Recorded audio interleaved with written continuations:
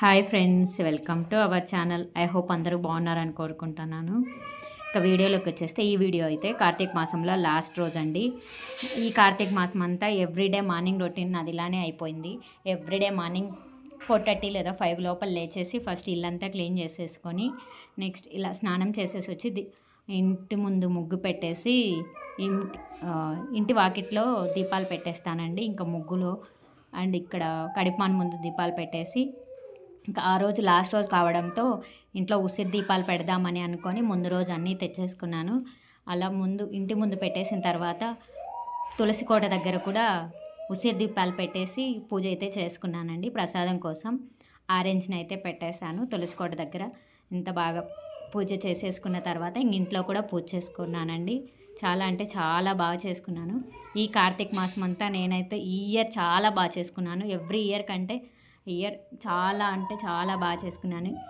అందుకే ఇయర్ నాకు కార్తీక మాసం చాలా స్పెషల్. ఇంక ఇంట్లో కూడా పూజ చేసేసుకొని ఇంట్లో కూడా మంచిగా ఫ్రూట్స్ అయితే ప్రసాదంగా పెట్టేశానండి. ఎవ్రీ 2 డేస్కి ఒకసారి లేదా 1 డేస్కి ఒకసారి పూలు అయితే తీసేసి మంచిగా పూజ గదిని కూడా క్లీన్ చేసుకుంటా ఉన్నాను ఈ మంత్ అంతా. ఇంకా ఇక్కడ కూడా పూజ గదిలో కూడా ఉసిరి దీపాలు పెట్టేశాను.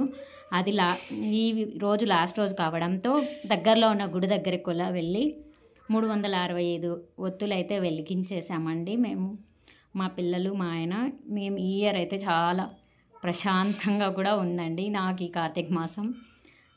ఐ హోప్ అందరూ మంచిగా చేసుకున్నారని అనుకుంటా ఉన్నాను. మీరు కూడా ఎవరైనా కార్తీక మాసంలో ఉసిరి దీపాలు పెట్టాలనుకుంటే పెట్టండి, చాలా మంచిది. ఇయర్ అంటే అయిపోయింది కాబట్టి నెక్స్ట్ ఇయర్ కూడా ట్రై చేయండి, చాలా అంటే చాలా మంచిది. సో ఇది అండి వీడియో కార్తీక మాసంది లాస్ట్ రోజు. Thank you for watching. Please like, share, subscribe. Bye friends, love you all.